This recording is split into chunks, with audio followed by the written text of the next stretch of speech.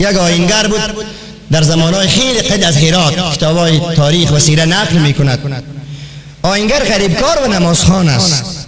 ببینید فضیلت نمازخوانه، غریبکار و نمازخوان است. بعضی ها غریبکار و بی نماز است، خسر دنیا و آخرت، هم دنیا نه و آخرت را. بعضی ها بای و بی نماز است، بایش خوب و بی نمازیش بد. بعضی ها هم بای و هم با نماز است، هم بای آخرت گرفت هم بای دنیا را گرفت. خداوند به هر مسلمان اینطور نصیب کنه. این آیینگر غریبکار بود، رفت به ایران کار کردن. در شیراز که رسید، اما شب 4 تا دزدی کرده جایی را. بالاخره این دزدا را نیافتن. عساکر پادشاه گفتن خوب اینمی آیینگر را میبریم، 3 نفر گرفتیم، 1 نفر کم بود است. پادشاه را میگیم مثل که در افغانستان بعضی وقت همون تو میشه، زورش که به ظالم نرسید مظلوم میگیره این ملامت بود. قتل فلانی کرده، قتل زید کرده، محمود میگه قتل تو کردی، چوب بشی قتل تو کردی، دزار از قتل بسته میکنن. بعضی وقت افغانستان هم تو نیست، همین تو است، اکثرا نه، بعضی وقت همین تو میباشه. خب پادشاه را گفتن که پادشاه صاحب این 3 تا دوست، 1 تا دوست کلان یا آیینگر را گفتن دوست است. او بیچاره غریبکار لیکن نمازخوان است، او را نماز آل نجات میده. او نماز خوانده به دربار خداوند، او به دربار خدا گریه میکنه، آل شب نماز میخوانه، نماز او را نجات میده، در دنیا نجات میده، در قبر خود بیاد او را نجات میداد، در قیامت خود را نجات میداد. اینه که در بندی خانه آن گفتن برادران من که آیینگر هستم دوست نیستم. گفتن آرام بشی، دانش محکم گرفتن. بالاخره برادران این نصف شب شد، وضو گرفت و 2 رکعت نماز بعد از نماز خفتن به دربار خدا نماز حاجت خواند. ای الله، نماز ختم کرد. پروردگار اولادکایم گریه میکنه در شهر هرات، ما برای نان پیدا کردن آمدیم، من من حیث دزد گرفتن. خدایا آیا پاداش نماز خوانن به دربار تو همی است که مرا به دزدی بگیرن؟ پادشاه شب خواب دید که 4 نفر ملک می و تختی رو به زمین زد، خیست وضو کرد نماز خواند. پادشاه میفهمه رمزه که باز نماز نجات است، نماز به حضور خدا استادن است، به حضور الله گریستن است. خداوند عرش او میلرزد بنده که گریه میکند. پادشاه به نماز به دربار خدا الهی تخت و بخت مر پادشاه خواهد میترسه که این پادشاهی نرنی ریاست جمهوری من نرو که گریه میکنه. او خدایا نرو این پادشاهی ای تو نمیگی ایمان نرو. خوب پادشاه بود گریه که الهی نرو این پادشاهی. باز خوابش بود نماز خوان، لیکن باز خواب دید که لیکن نماز او از نماز ذکر زور است دیگه، او به حق است.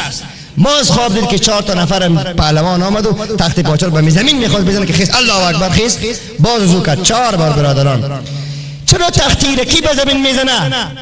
کسی به زمین میزنه که به درباری او آهنگری غریب نماز خوانده است. ای الله مرا به دزدی گرفتن، غریبکار هستم، نماز خوان هستم. پادشاه نشد، عساکری دروازه رو خواست، گفت که در بندیخانه کدام بنا حق مظلوم بندی کردیم؟ گفت نه پادشاه صاحب 4 نفر دزد گرفتیم. گفت الا مرا بندیخانه ببرین، نصف شب است. پادشاه رفت نزدیک بندیخانه، گفت که در اینجا کسی نو بندی شدن؟ گفت بله 4 تا دوست. گفت بیارین دزدا. گفت شما دزدا هستین؟ 3 نفر سرش پایان گرفت، دزد است. آیینگر گفت که پادشاه صاحب دزد نیستم، نمازخوان امت محمد رسول الله علیه السلام هستم. گفت چرا تو رو گرفتن؟ گفت گرفتن دیگه. گفت خواب زور نماز تو بود که تخت ما را امشب به زمین زد 4 بار. چند بار نماز خواندی؟ گفت 4 دفعه 2 رکعت نماز خواندم. گفت 4 بار تخت ما را به زمین زدی امشب. میفهمین که زوری پروردگاری، زوری نماز به دربار خدا ناله کرده. گفت برو برادر رخصت هستی. صباحی که شد گفت برو برادر میخواد چیزی بیته پادشاه بری امین نماز خوان. ببین نماز خوان چقدر همت داره، الله همت بر مسلمان نصیب کند. گفت پادشاه صاحب چی است؟ گفت پیسه برید بیتون، بسیار خوب آدم هستی. گفت نه پیسه نمیگیرم. گفت باش که وزیر مقررت کنم. گفت نه پادشاه صاحب. گفت باش برایت کمک کنم. گفت ای پادشاه ببخشید یک بیادبی براتون کنم. گفت پادشاه هستن اما نمیفهمین که. گفت چطور؟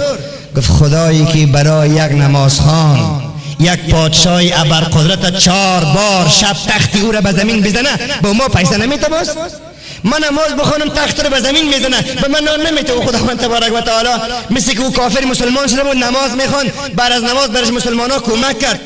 گفت که مسلمان چی میکنین؟ گفت کمک. گفت عجیب مسلمان هستین شما، به دربار خدا نماز خواندم، نماز گریه کردم، الله نمیبیند به من روزی نمیدید، الله کافران رو نان میدید به مسلمانان نان نمیدید. ولی بعض مسلمان های ما هستن 5 وقت نماز میخونن مفت نمیخونن. پیشین در یک جای گدایگری، دیگر در یک جای گدایگری، شام در یک جای گدایگری، خفتن در یک جای گدایگری.